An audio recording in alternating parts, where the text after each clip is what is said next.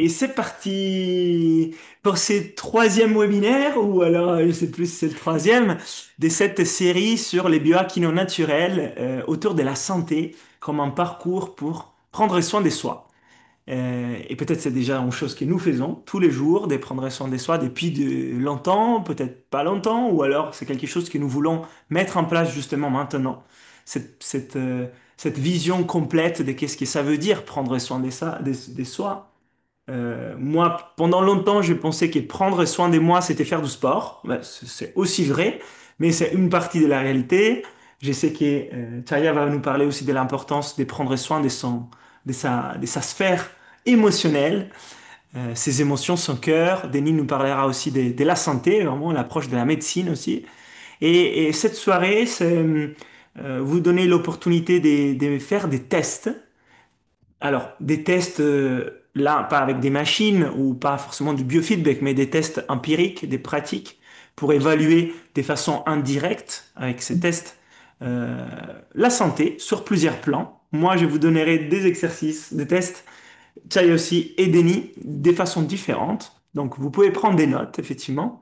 Et l'idée, c'est aussi de vous proposer ensuite comment continuer ce parcours au niveau de la santé et du biohack non naturel avec moi, Denis et Chaya sur l'événement que nous faisons en septembre à Paris.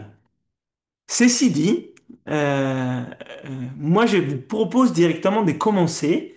Alors, une petite présentation pour ceux qui sont là pour la première fois, parce qu'effectivement, pas tout le monde a suivi les autres conférences. Si ça vous intéresse d'ailleurs, elles sont disponibles en ligne gratuitement sur la chaîne YouTube Inspire Potential. Vous pouvez les regarder. Elles durent environ 1 heure. On l'a fait avec Denis, on l'a fait avec Chaya. Donc vous avez ça pour votre culture personnelle et aussi en savoir davantage sur ce qui est ces parcours en 3 étapes du biohacking naturel. Pour ma part, donc je suis Leonardo Pelagotti, le fondateur d'Inspire Potential et de l'Académie Inspire. Et dans ma casquette, je dirais, je mettrai surtout tout ce qui est en lien avec la respiration et les souffles, l'exposition aux éléments, les froids et les chauds, les mouvements, tout ce qui est mouvement naturel, principalement, moi j'ai été gymnaste pendant longtemps, mais aussi les yogas, aussi les mouvements au sol, animal, puis les sports en général aujourd'hui, j'adore aussi les sports d'endurance. Maintenant que j'ai appris à respirer, je peux enfin travailler cette machine aussi sur l'endurance et pas que sur la technique.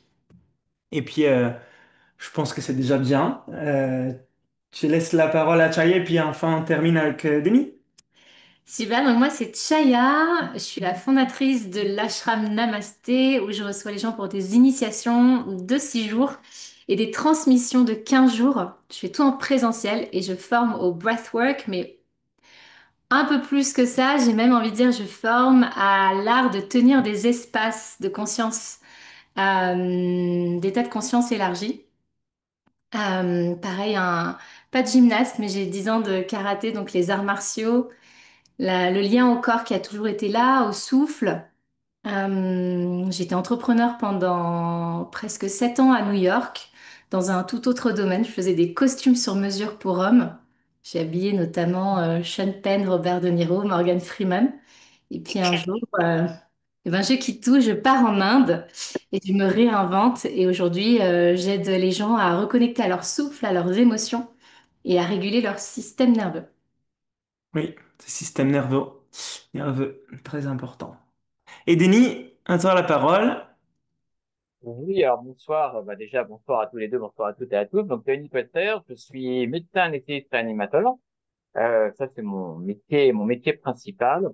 Mais je suis également diplômé en médecine anti-âge, médecine et biologie du vieillissement et de la longévité. Donc, j'ai un gros bagage concernant la médecine préventive et la médecine dite anti-âge, qu'on appelle plus maintenant médecine de la longévité.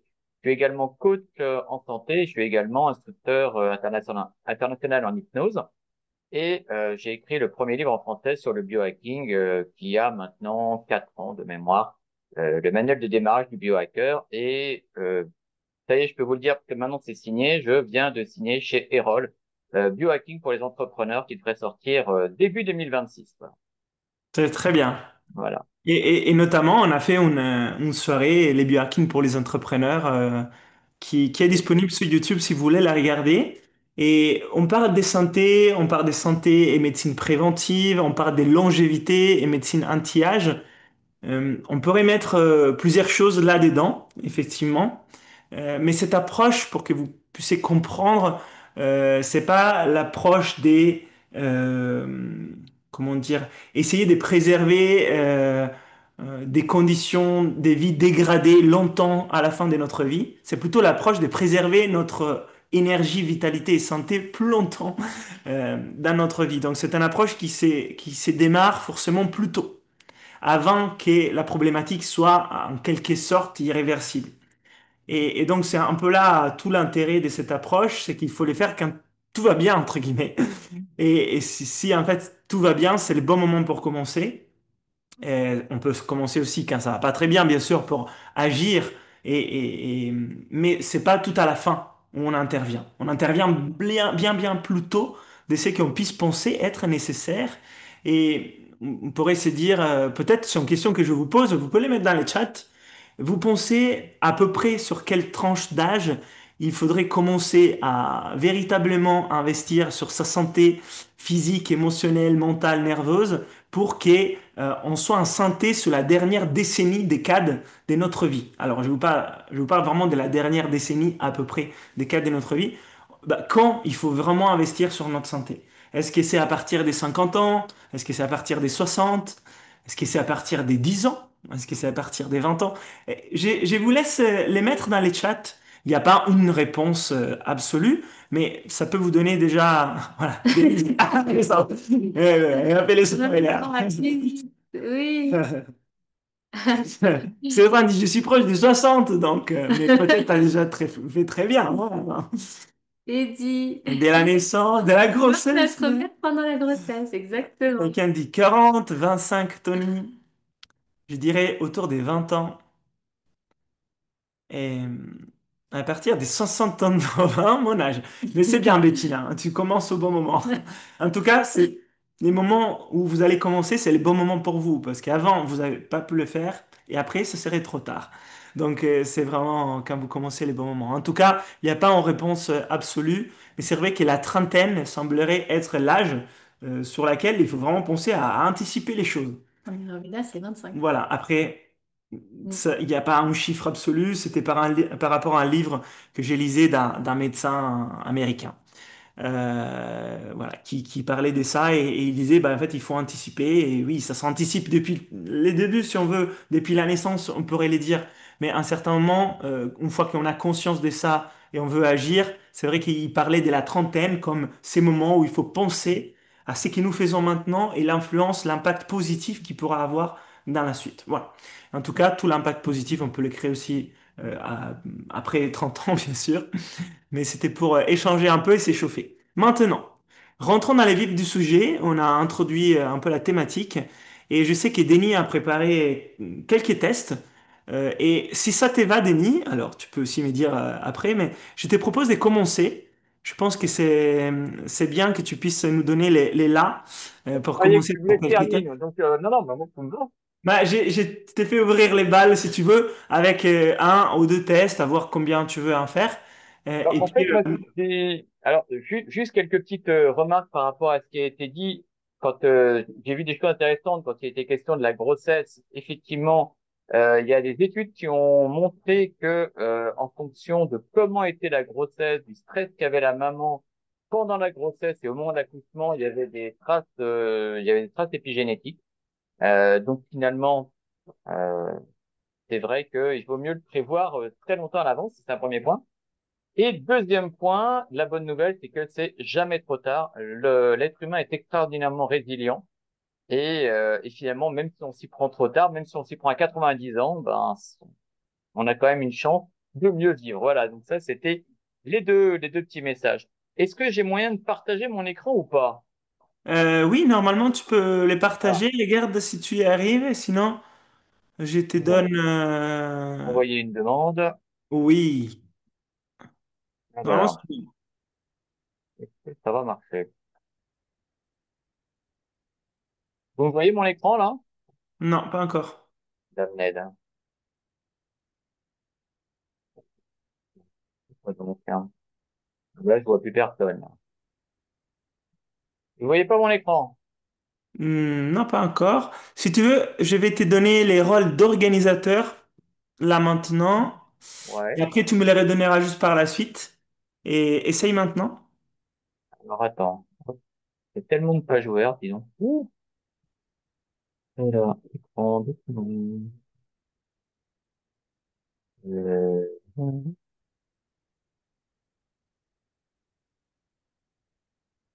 Et là, ça marche? Non, on voit toujours pas. Tu- Non, pas. Si je fais ça. Ça Ah, marche? là, ça commence. Ça Voilà. arrive. Là, on Oui. voit Zoom. Il y a écrit Zoom. On voit ton Boum. Firefox. Voilà. J'ai Voilà. trouvé. Test numéro 2.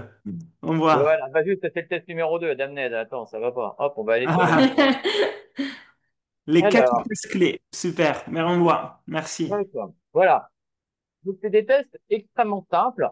Alors, pourquoi des tests? C'est vrai que il y a une espèce de mode, une espèce de trend, là, vous avez peut-être vu sur Internet, des personnes ou des sociétés qui vendent des tests à prix d'or avec des prises de sang. Alors, tout le monde se bat pour savoir combien il faut faire de bilan. Il y en a qui disent, ah, c'est génial, moi j'ai 42 marqueurs. Il y en a qui disent, moi j'en ai 80, moi j'en ai 120.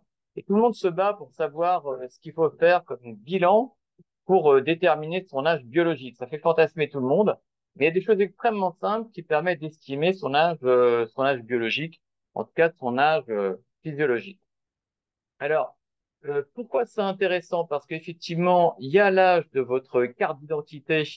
Ça, c'est votre âge chronologique et ça, malheureusement, vous ne pouvez rien faire, mais vous pouvez quand même avoir une action sur votre corps. C'est-à-dire que il y a quand même moyen d'estimer son âge en fonction de différents paramètres simples. Alors, moi, je vais vous proposer quatre exercices simples. Je sais pas si vous voulez les faire en direct ou alors si vous voulez les faire, prendre des notes et les faire chez vous. Moi, je pense que ça peut être assez rigolo que vous les fassiez tous en direct. Et en direct. Ça sera un joli bordel, mais c'est finalement assez sympa.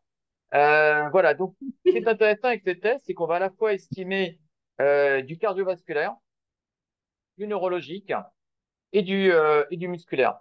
Ça paraît un peu foufou, mais en tout cas, il faut quand même être bien conscient quand on parle d'âge, quand on parle de vieillissement, en fait, il faut savoir qu'à peu près un Français sur deux de plus de 55 ans a une maladie chronique.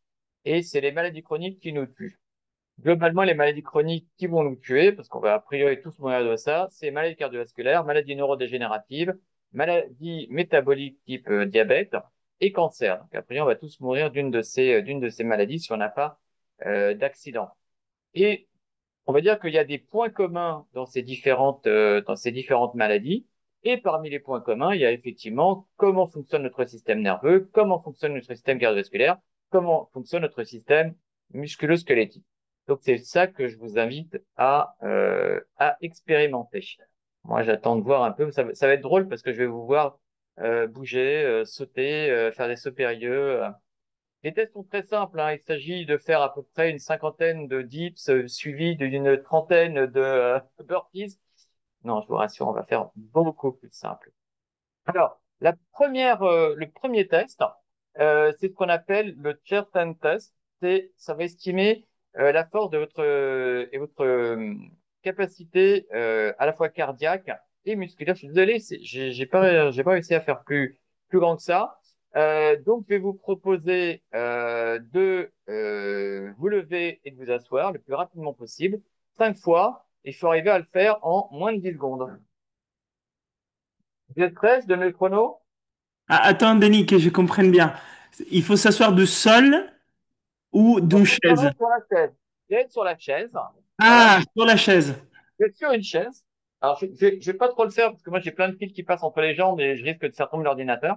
Mais donc, l'idée, c'est, hop, voilà, vous voyez des choses comme ça. Ok, ah, ok, D'accord? ok, c'est clair. Et vous avez donc, il faut le faire, enfin, donc faire 5 fois, monter, descendre.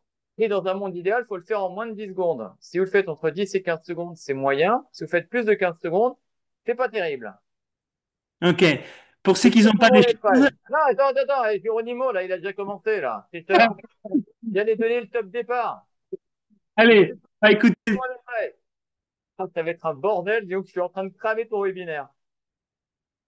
Allez, attention, et donc je compte, je vous dis quand j'arrive à 10 secondes, je vous dis quand j'arrive à 15 secondes. Attention, go!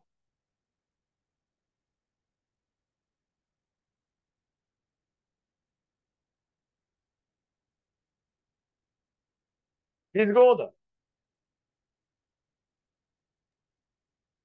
très bien. 15 secondes, voilà. Alors, dites-moi un peu dans le chat si vous avez réussi à faire les 5 en moins de 10 secondes ou pas. D'ailleurs, j'ai même pas accès au chat. Ah bah, si, c'est bon, j'ai accès au chat. Alors, dites-moi si vous avez réussi à le faire en moins de 10 secondes. Alors, wow. Ah, c'est génial. Ouais. Ouais, 8, ouais, bien, moins de 10. Ok, fastoche. Ok, bon, allez, après, on va pouvoir passer au burpees. Ouais, super. Ça paraît être un test un peu nunouille. Mais là, bon, manifestement, vous êtes tous relativement jeunes, relativement en bonne santé. Alors, jeunes et ou en bonne santé. Donc, c'est relativement simple. Mais c'est un test extrêmement puissant. En fait, un des principaux marqueurs du vieillissement, ce qu'on appelle la sarcopénie, c'est à la diminution de la force musculaire. Et en fait, cet exercice va non seulement estimer votre force musculaire, mais également votre capacité cardiovasculaire. Donc, ça paraît tout bête, mais c'est un excellent test. C'est intéressant aussi de se dire que parfois, il y a des tests où vous allez être super bon et dans la d'autres, vous allez être super mauvais. Un âge biologique en soi ne veut rien dire. Ça correspond à un panel de différents tests, qui soient physiologiques, biologiques ou d'imagerie.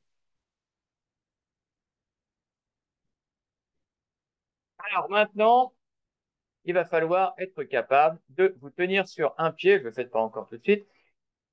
Tenez sur un pied, les bras le long du corps, les yeux ouverts. Là, je pense que Shaya elle est capable de durer 3 heures, mais faites pas forcément autant qu'elle. Donc, tenez-vous debout sur un pied, bras le long du corps, les yeux ouverts, et vous allez chronométrer combien de temps vous tenez.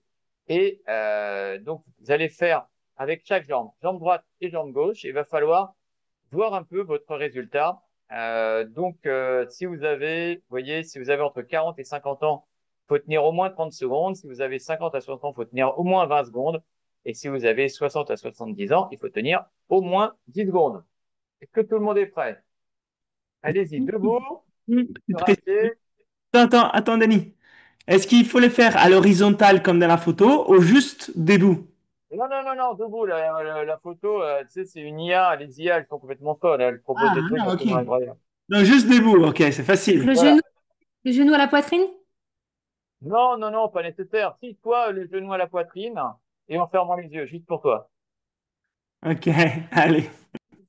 Mais allez, donc sur un pied, commencer par le pied, on va dire arbitrairement gauche pour tout le monde. Attention et top départ.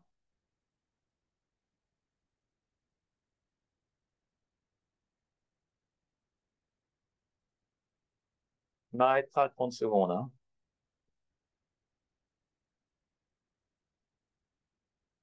Je veux qu'il y en a qui bougent un peu plus que d'autres. Hein. Chez Chaya et Léon, on dirait que l'image est freeze. Hein. Ok, impeccable. 30 secondes, c'est fait. Et maintenant, vous êtes prêts? On va faire l'autre jambe. Go, go.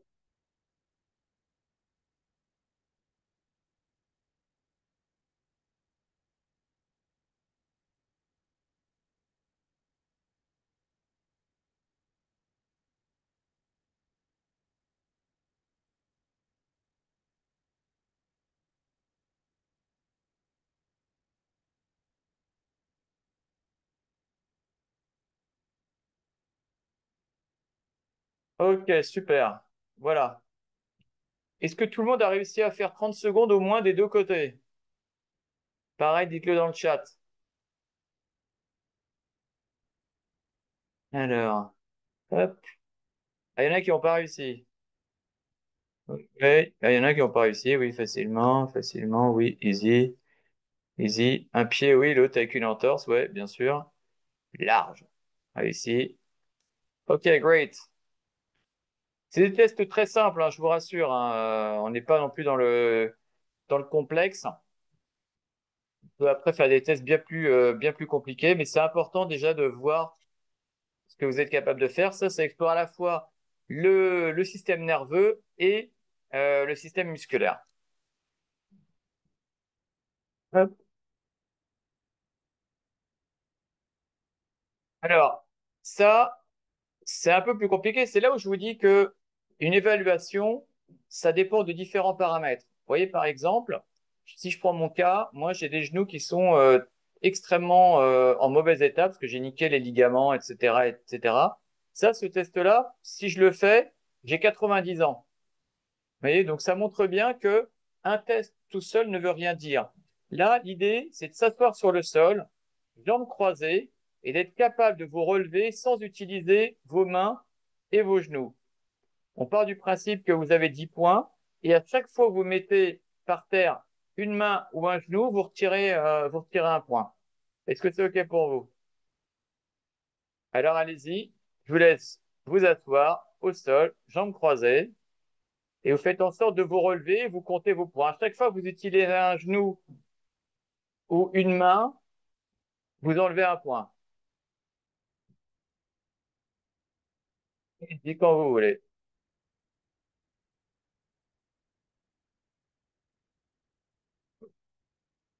Théo et Chaya, ils nous font les pirouettes. S'il vous plaît, ce serait sympa de faire un petit saut périlleux, ça serait plus drôle quand même. Alors allez-y, n'hésitez pas à partager aussi vos points.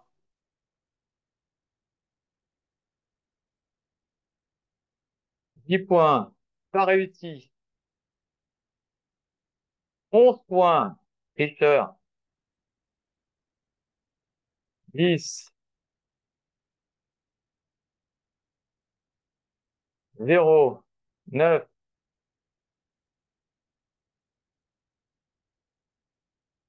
Ok, super. Ok. Vous voyez, là encore, c'est assez intéressant parce que jusqu'à présent, les deux premiers tests, globalement, tout le monde réussissait. Là, on se rend compte que il y a déjà un petit peu moins de réussite. C'est ce que je vous dis, c'est-à-dire que estimer un âge biologique ou physiologique n'a d'intérêt qu'à partir du moment où on fait plusieurs tests. OK? Allez, je vous en fais un petit dernier. C'est la récupération à l'effort. Donc, je vous propose de mesurer votre fréquence cardiaque et ensuite, vous allez faire 1 minute de squat ou 1 minute de jumping jack. Et ensuite, vous allez vous arrêter pendant à peu près 1 minute et vous allez voir votre fréquence cardiaque. L'idée, c'est que la fréquence cardiaque soit assez peu différente avant l'effort et après l'effort plus 1 minute de repos. Est-ce que c'est OK pour vous? C'est tout bon? Donc, je répète, vous allez prendre votre fréquence cardiaque, je vous propose, on va le faire sur 30 secondes, comme ça sera beaucoup plus facile. Prendrez votre fréquence cardiaque Tu sur veux 30 juste qu'on secondes. compte Ensuite, vous comme allez ça? faire, Tu veux pardon? qu'on la compte juste au niveau des Ouais, battements du coup? au pouls carotidien, au pouls radial, comme vous voulez. Tu peux nous dire comment bien la compter pour être sûr?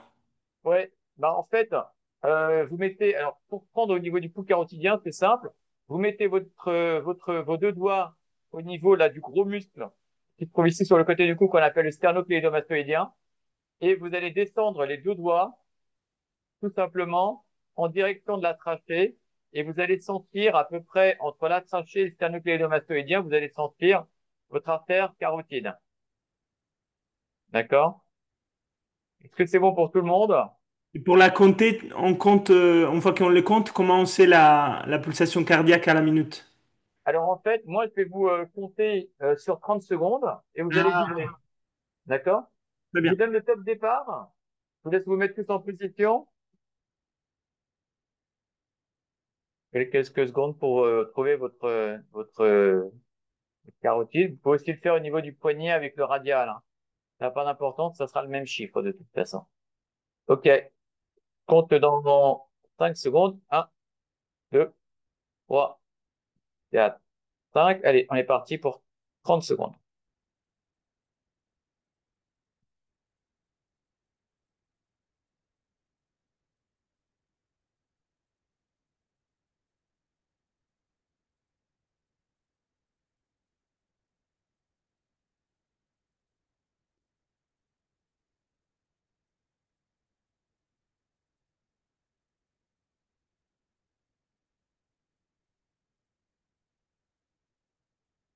OK. Donc là, maintenant, vous doublez le chiffre que vous avez trouvé pour mettre votre fréquence cardiaque au repos. Et n'hésitez pas là encore à la partager. Fréquence cardiaque au repos. 35, Audrey, tu as multiplié par 2 ou pas? Audrey, parce que si c'est juste 35, c'est pas beaucoup. OK. Donc, vous voyez, en général, les fréquences cardiaques sont globalement entre 60 et 70, d'une manière générale, on va dire 60 à 75. Ceux qui sont en dessous de 60, c'est bien. Ceux qui sont proches de 35, enfin de 40, c'est très bien. Il faut savoir que les sportifs de haut niveau, type les marathoniens ou bien les cyclistes professionnels, comme Miguel Indurain, lui, il battait à 35 au repos. Donc c'est monstrueux. C'est-à-dire que quand lui il était à 60, genre il était à fond, quoi. Ok. C'est bon pour vous? Ok. Donc dans quelques instants, je vais vous proposer de faire 1 minute de squat ou de jumping jack au choix, et ensuite vous reposerez 1 minute et on va recompter la fréquence cardiaque. Ok. Alors, dans quelques instants, je vous lancerai sur 1 minute de squat. Mais faites des squats un peu hardcore, hein, pas juste petit squat, hein. Ok, compte à 5. 1, 2, 3, 4, 5. Allez, go.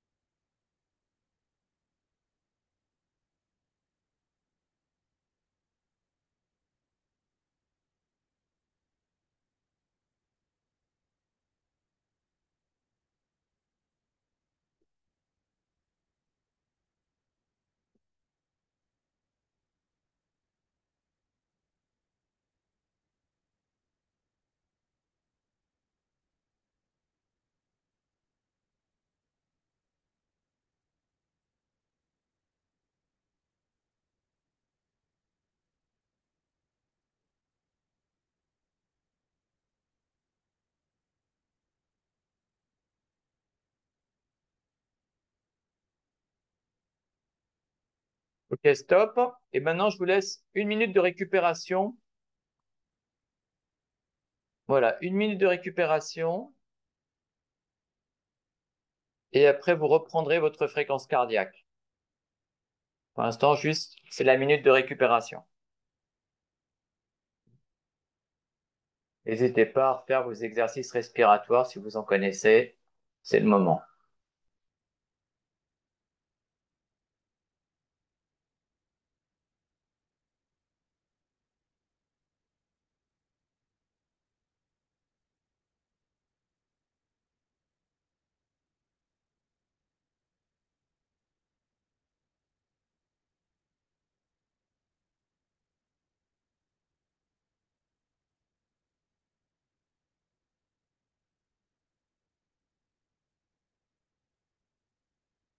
Ok.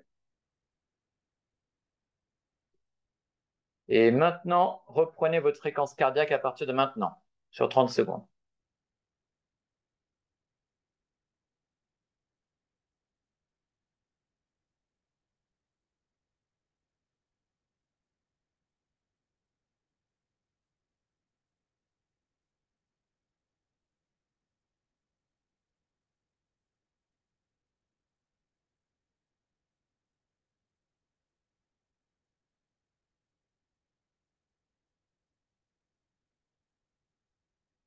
Ok, stop. Vous pouvez partager vos chiffres et vous allez comparer par rapport à ce que vous aviez tout à l'heure. Mettez un peu le delta, là, mettons, je dis n'importe quoi, tout à l'heure vous avez 65 et là vous avez 75, vous me dites que le delta c'est de 10, plus 10.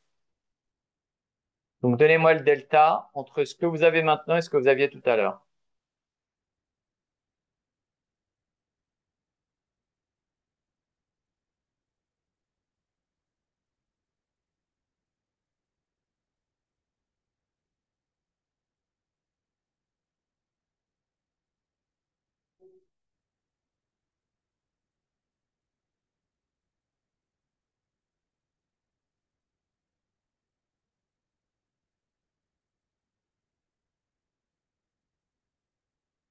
Ok, super. Donc tous ceux qui ont, on va dire, moins de 10 de delta, c'est excellent. À partir du moment où vous avez plus de 10 de delta, c'est que vous avez une récupération qui est moyenne. Oui, c'est vraiment des choses extrêmement simples. Ça paraît tout bête, mais juste avec des petits exercices comme ça, vous pouvez vraiment expérimenter votre capacité cardiovasculaire parce qu'on parle beaucoup dans le monde de la longévité de la VO2 max. Ça fait un peu fantasmer tout le monde. Mais avant d'aller chercher des choses compliquées avec une VO2 max, déjà, vous pouvez faire ce genre de petits exercices. Et vous voyez que c'est déjà assez révélateur. Il y en a certains pour qui c'est quasiment pas différent. Il y en a pour qui il y a une différence de 10, de 12, de 15, etc. OK? Voilà. Hop, toc. Donc, vous voyez les fameux piliers de la longévité. C'est pour ça que je fais ces petits tests. La force et le métabolisme. Donc, ça a été exploré par le voilà, stand test.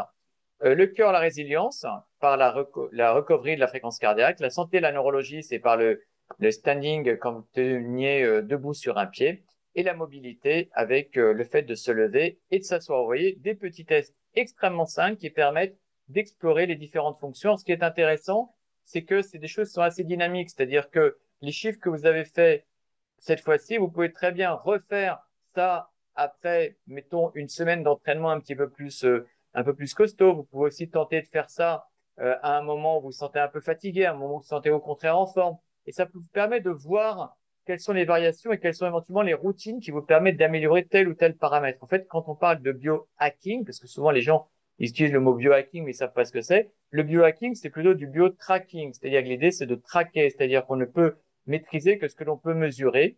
Comme ça, vous avez des petits tests extrêmement simples que vous pouvez reproduire. Vous pouvez vous dire, bah tiens, par exemple, j'en sais rien, est-ce que si je fais une semaine avec 10 burpees tous les jours, ça va améliorer mes paramètres? Et ben vous testez, vous voyez si ça marche ou si ça marche pas.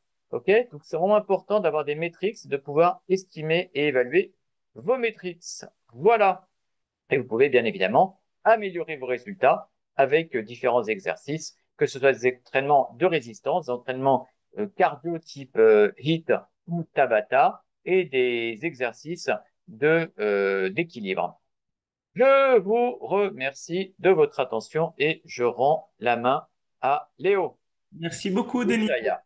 Merci beaucoup. Est-ce que tu peux me redonner les rôles d'organisateur? Comme Ouais, ça, alors attends, je sais pas si comment on fait. tu cliques droit sur Inspire dans les participants et dans les trois petits points. Ouais, Et sur Inspire. Ah oui, très bien. voilà, je Ah, t'ai envoyé une requête. Tu fais c'est bon. Et désormais animateur. Ça y est, t'es animateur. super. Merci, Denis. Voilà. Un test aussi assez amusant. Et Voilà. je laisse la parole à Chaya qui va nous parler plutôt de la santé émotionnelle avec son test. Alors, est-ce que tout le monde a un papier, un crayon? Je vais les prendre. Bon, Allez. on se donne peut-être 30 secondes pour les prendre pour ceux qui l'ont pas.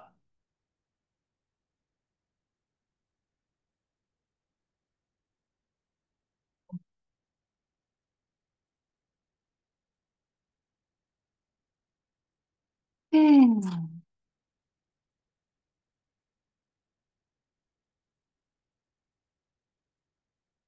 Et pour celles et ceux qui sont prêts, en attendant, je vous propose de poser une main sur votre ventre, une main sur votre poitrine, qu'on attende tout le monde. Et sans jugement, simplement observer son souffle.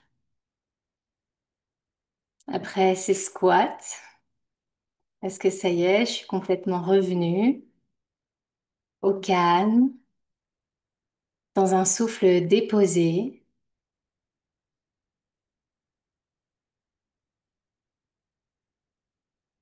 Est-ce que je respire dans le ventre ou est-ce que je respire dans la main de la poitrine? Sans rien changer, sans rien modifier, moduler. Simplement l'observation de ce qui est ici et maintenant.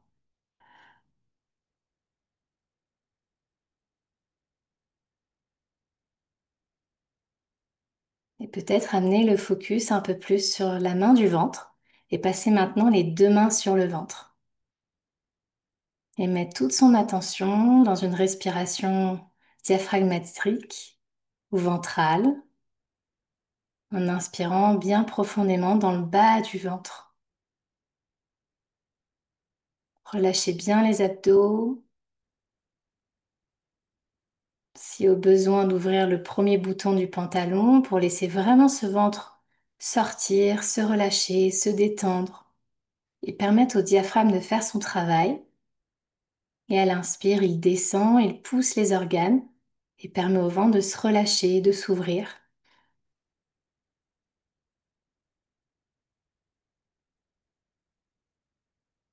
Comptez 5 souffles profonds comme ça.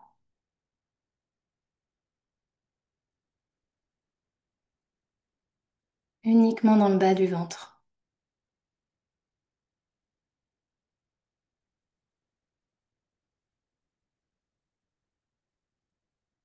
Encore 2.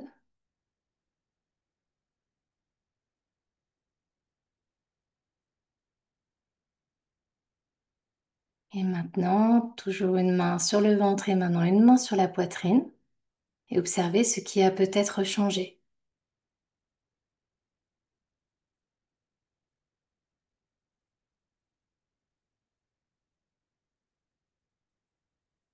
Et tous ensemble, prendre une grande inspiration et revenir face à vos écrans. Ah. Alors, je vais vous inviter ce soir à un exercice d'écriture intuitive qui nous permet de connecter un peu au subconscient et aux choses parfois qui se passent dans le corps.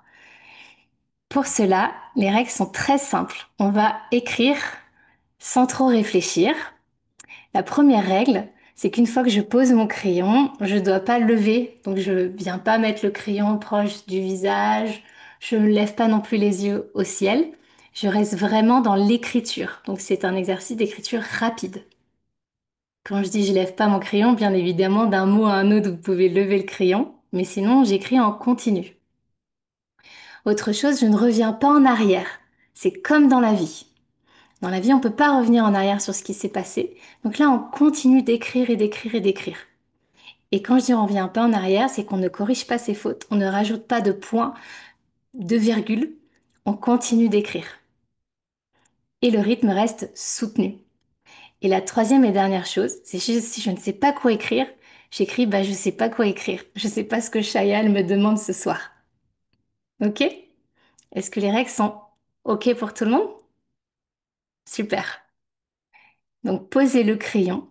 Je vais vous donner une question et je vais lancer un chrono de seulement 2 minutes. Dans ces 2 minutes, vous devez écrire le plus possible, sans trop réfléchir, et vraiment aller faire couler l'encre. Ok? Posez le crayon sur le papier. Je lance le chrono et la question est, comment je me sens ici et maintenant? C'est parti.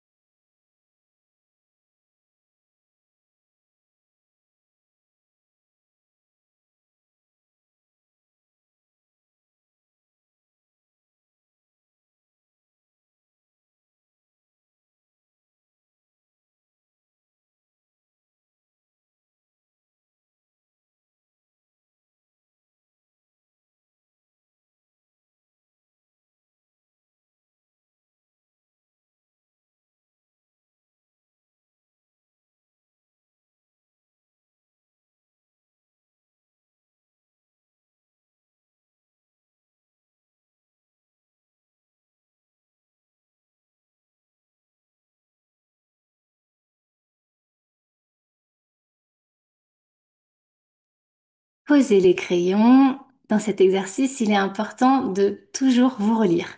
Donc prenez un temps pour vous relire.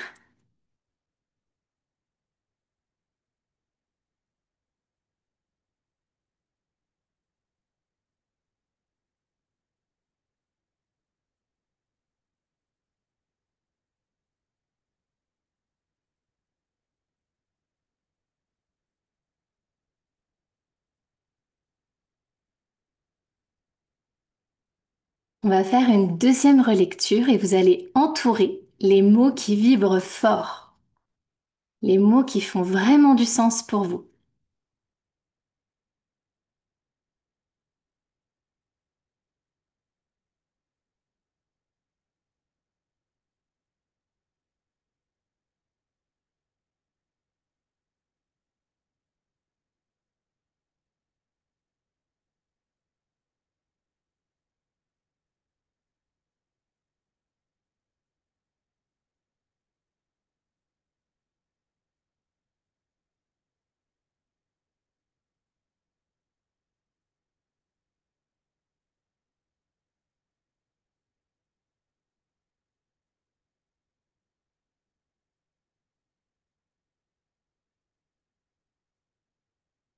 Et enfin, dernière phase, on va aller creuser, aller un petit peu plus loin.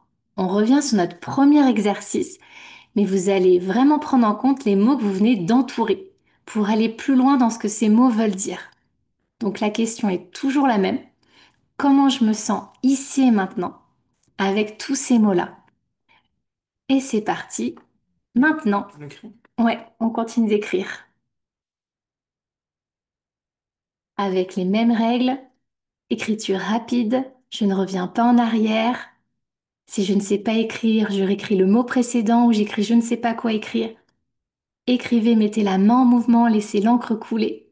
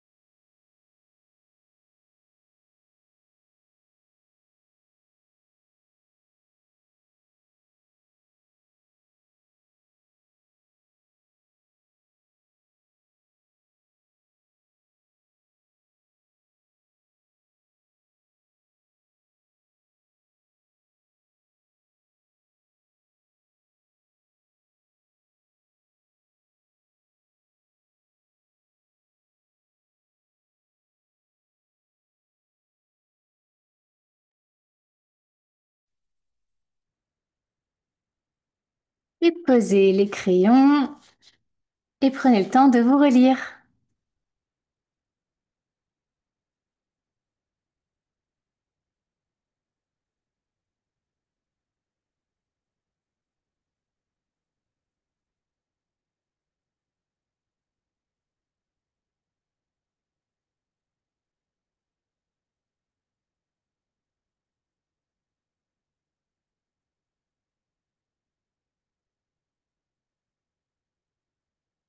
Deuxième relecture, entourez les mots qui vibrent fort.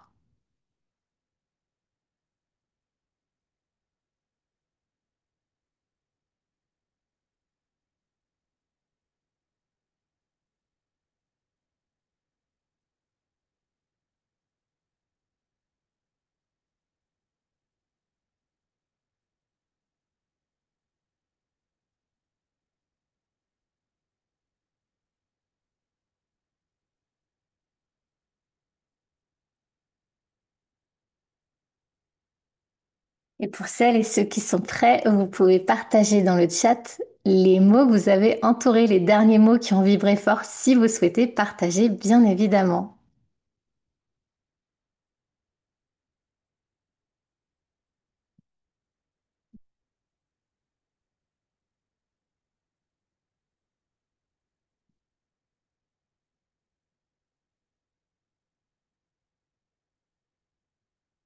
Aventure, écrire, moi,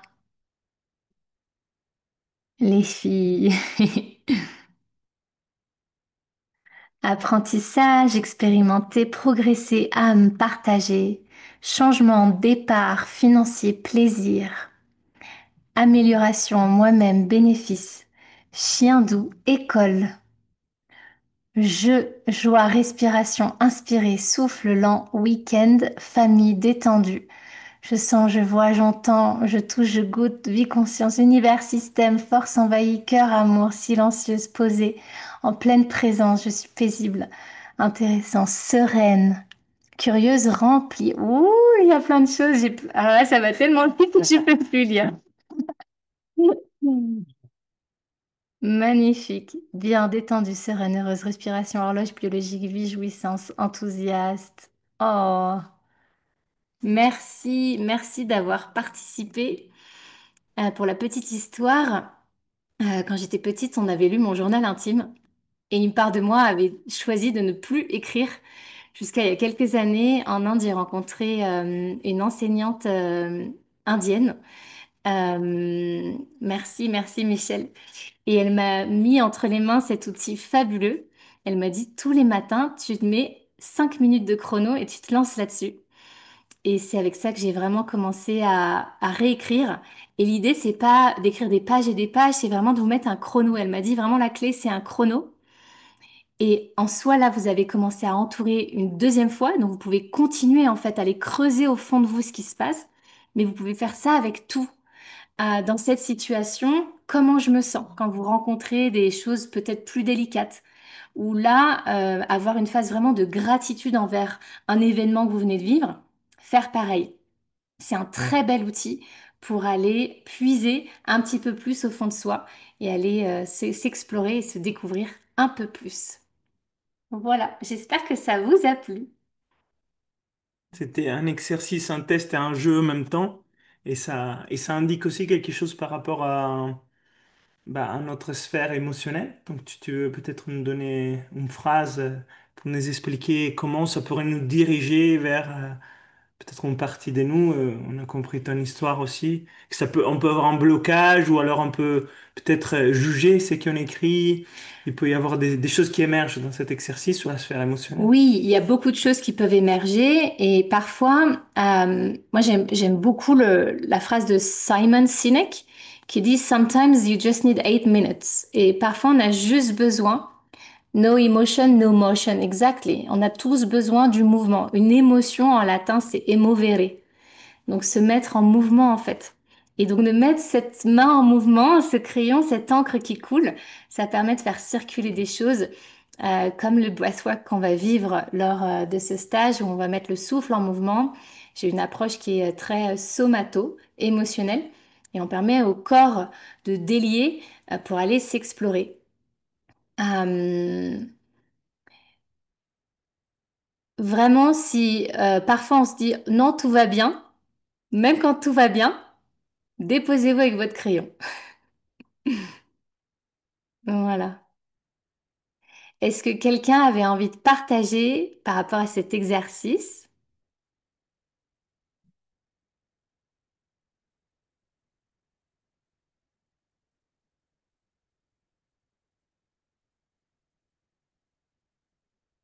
Moi, je vais peut-être dire un petit mot.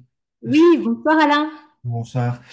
Je crois que je suis un peu la seule personne qui vient de Belgique ici. Je vous suis de Belgique.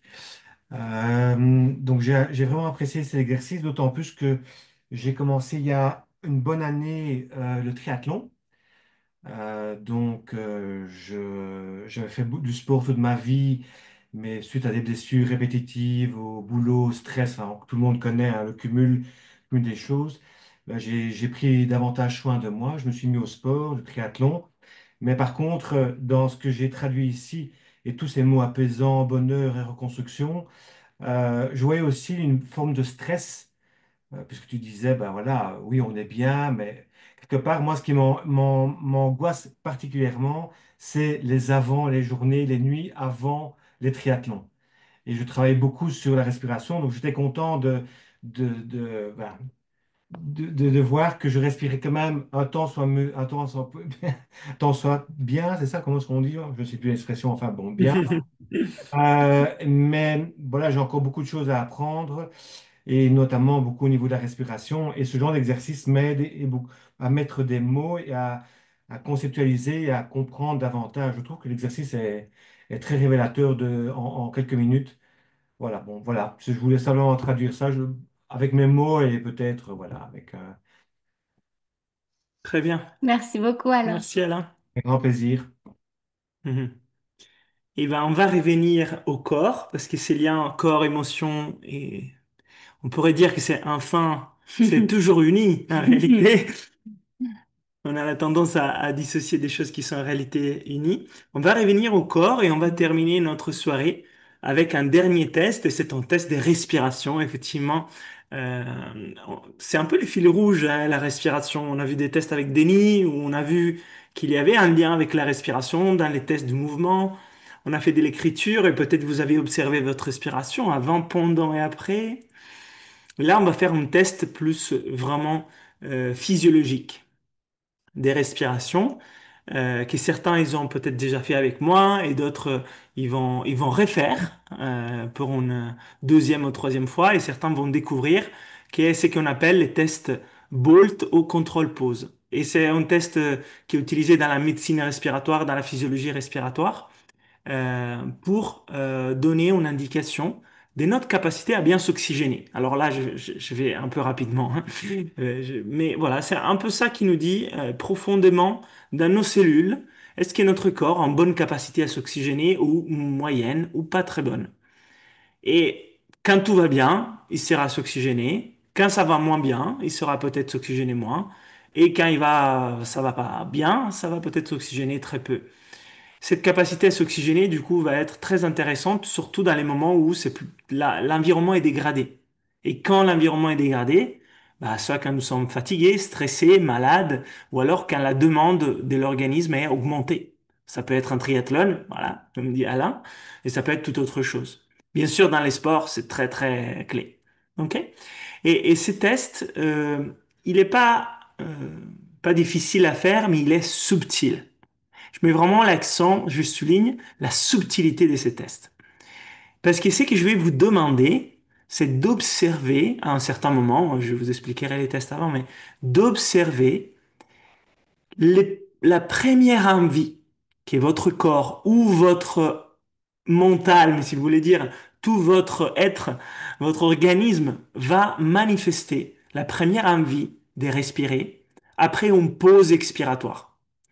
Donc, ce que nous allons faire, c'est pas une apnée maximale. On va pas faire de grosses apnées et essayer de rester longtemps.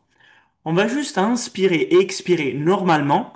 Et ça aussi, je souligne normalement parce que souvent on a la tendance à se préparer, mais ne faut pas se préparer. Donc, on inspire, on expire comme vous avez fait tout le long de cette soirée. Et après, vous mettre en pause. Ce qu'on appelle une pause expiratoire. Et dans cette pause expiratoire, vous allez observer des phases. Une phase où c'est facile, tout va bien, on pourrait penser que ça va durer longtemps ou toute la vie. À un certain moment, on pourrait commencer à sentir que finalement on va arriver vers la fin. Et à un certain moment, un signal, peut-être une contraction de la gorge, un mouvement du diaphragme, une impulsion mentale qui nous dit inspire. À ces moments-là, je vous invite à écouter ces signaux et à inspirer. Ça sera à la fin du test. Moi, je vous donnerai les chronos. Comme ça, vous saurez combien de secondes vous êtes resté en pause. Et après, je vous expliquerai comment lire les secondes.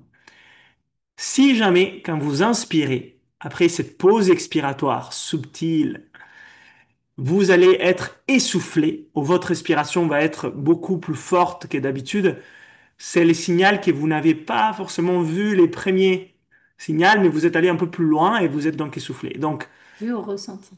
vu au ressenti. Donc, vous êtes allé un peu trop loin. Donc, enlevez quelques secondes à votre test. Je ne sais pas si c'est 3, 5 secondes, à vous de voir en fonction de votre essoufflement. Mais à la fin de cette pause expiratoire, quand vous inspirez, ça devrait être normal. C'est-à-dire silencieux, invisible et sans essoufflement. De la même taille aussi. Pas, ah, ça c'est trop grand, ça j'étais essoufflé. OK? Donc, qu'est-ce qu'on va faire? On va inspirer normalement, expirer normalement, c'est mettre en pause. Je lance les chronos, vous allez voir les choses évoluer et à un certain moment, vous allez inspirer. Et les temps que vous êtes resté en pause, c'est votre résultat de test. OK? Donc mettez-vous assis, il n'y a pas besoin de se préparer, je vous rappelle, ne modifiez pas votre respiration.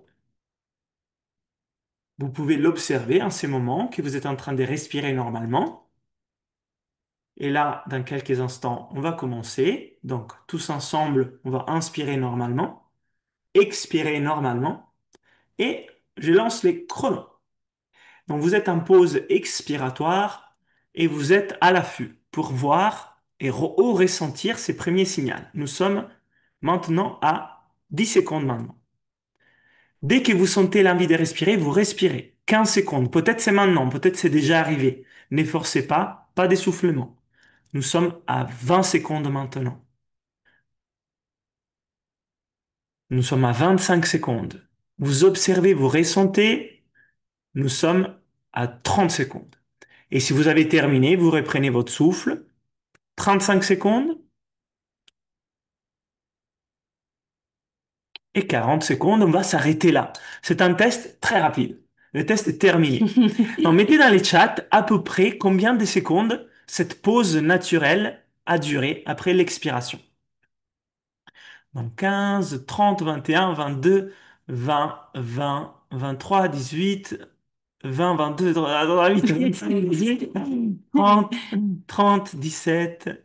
Donc, vous voyez que les valeurs, ils sont entre 15 et 30 ici, à peu près. Bien sûr, on peut trouver des valeurs plus bas et des valeurs plus haut. Et la grille des lectures que je voudrais vous donner, c'est la grille des lectures qui est scientifiquement et physiologiquement acceptée aujourd'hui par les chercheurs dans la médecine et physiologie respiratoire.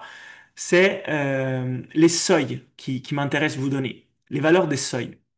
Les valeurs des seuils, c'est ces valeurs qui nous disent qu'à peu près, à partir de ces moments-là, on peut considérer que notre respiration est physiologiquement aidante et correcte par rapport à notre oxygénation cellulaire.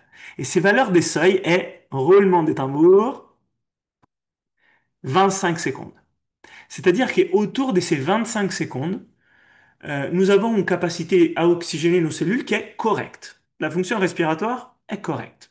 Si ces valeurs est plus grand, votre capacité à oxygéner votre sang est plus forte. Et donc, dans des conditions dégradées, toujours stable. Peut-être vous êtes en train de courir, faire du vélo ou nager. Si vous êtes à moins de 25 secondes, cette valeur d'oxygénation, elle est un peu faible. Autour des 20, 25, c'est aujourd'hui la moyenne des personnes. Ça ne veut pas dire que c'est bon, c'est la moyenne. C'est-à-dire que si on prend une population générale, la plupart des personnes vont se situer entre 20 et 25, donc un peu moins de valeur des seuils des références. Et ça, c'est lié à ce qu'on appelle aussi la tolérance au dioxyde de carbone.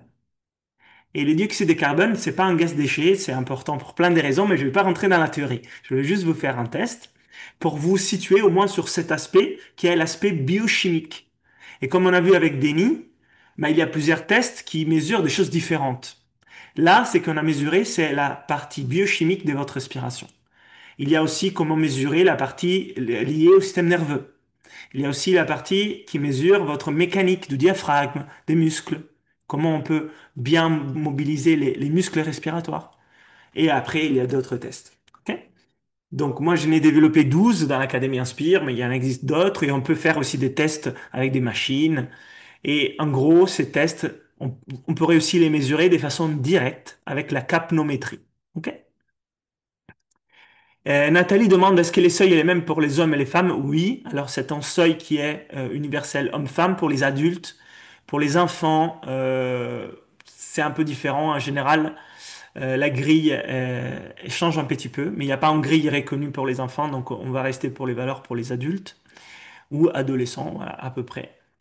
Euh, et ces tests vont varier, bien sûr, va varier en fonction de comment vous sentez, de votre entraînement, de votre fatigue, de votre stress, de votre chimie, qu'est-ce que vous avez mangé, etc. Ok? Et ces tests, voilà, Alain demandait qu'est-ce qui peut influer, mais ces tests est vraiment lié, la principale chose, c'est votre capacité à tolérer les CO2 et les seuils des calibrages de vos capteurs périphériques et centraux, les chimiorécepteurs, les récepteurs chimiques.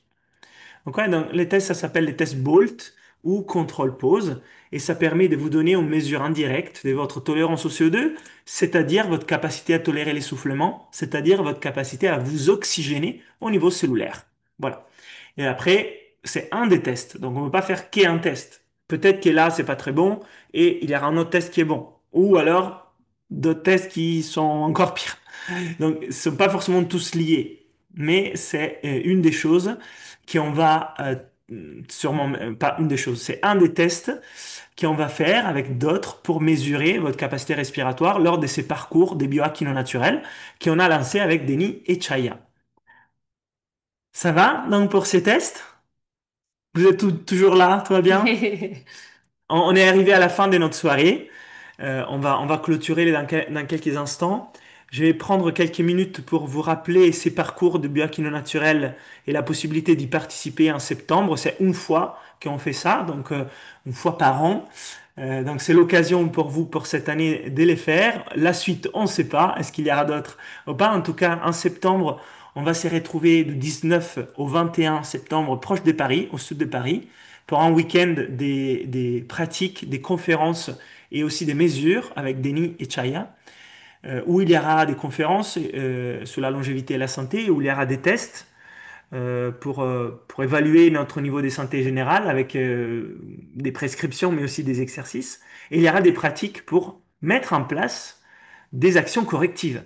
Parce que ce soir, on a juste vu des tests. On ne vous a pas dit comment les améliorer. Mais dans ces parcours, effectivement, c'est comment on peut améliorer ce qu'on a mesuré ce soir.